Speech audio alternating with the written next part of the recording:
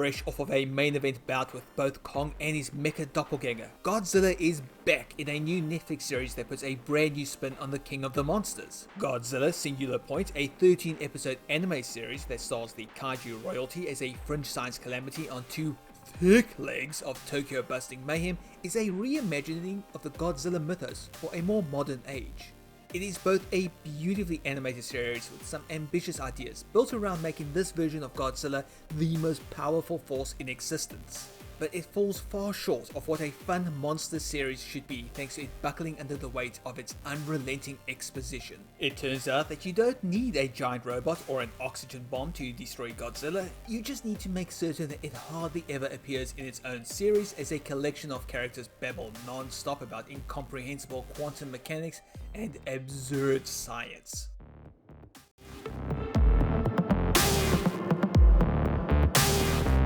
Over the last couple of years, and with the rise of Legendary's Monsterverse, Godzilla fans have pointed out that those films are always fun when human characters take a backseat to see $100 million worth of pixels smash into each other over the course of 2 hours. Godzilla Singularity Point proves that idea right, because while the main idea of being at the ground level of a kaiju invasion is fascinating, you never really feel the destruction on display as the world is torn apart by the arrival of classic kaiju monsters such as Anguirus and Rodan.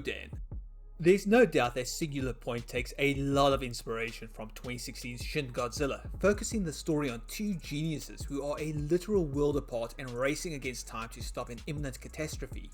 Science student Mei and jack of all trades genius Yoon are interesting characters when they are given a chance to shine and explore an ancient legend of the world coming to an end. And for longtime fans of Godzilla, there's a fantastic new take on the best mecha character in the franchise, mother-loving Jet Jaguar. And yes, this has to be an absolutely gorgeous visual take on the Godzilla universe, as animation studios Bones and Orange deliver jaw-dropping visuals, tightly animated sequences, and some impressive CGI that makes this series stand out. Or at least look better than the American Godzilla series. Hey, remember that one? Everything else though, it gets blasted with an atomic ray of boring talking heads. Godzilla Singular Point is far more interested in shoving all kinds of crazy science theories down the throats of its viewers, something that it spends the majority of its 13-episode run doing. There's nothing wrong with science being used as a setup, but there's so much fat on this meat that you imagine that the episode run could have easily been cut in half to create a much brisker race to the finish line.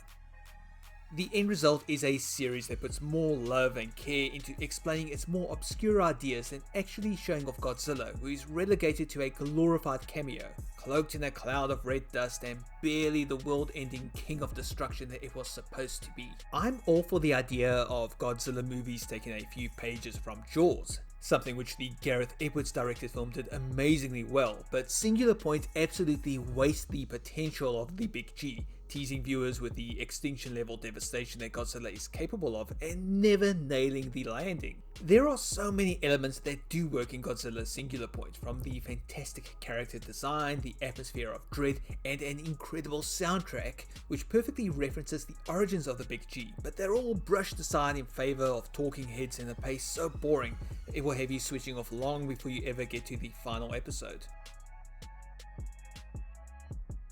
Choking on its own red dust, Godzilla Singular Point is so smart that it's actually kind of dumb and not in a good way.